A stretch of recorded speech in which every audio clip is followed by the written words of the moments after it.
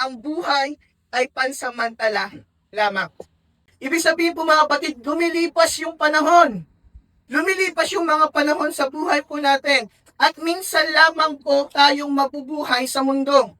Hindi po panghabang buhay na nandito ka. Wala pa pong scientist na nakaka-invento ng immortality. Amen. Pagdating po sa totoong buhay, wala pong ganon.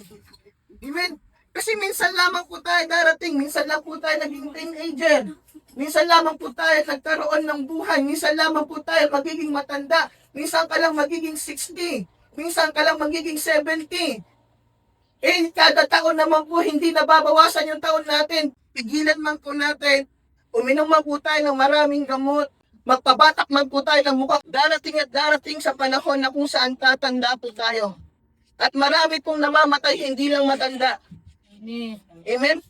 Maraming bata rin pong namamatay. Na pinapatunayan lamang po nito mga kapatid na ang buhay ay pansamantala lamang.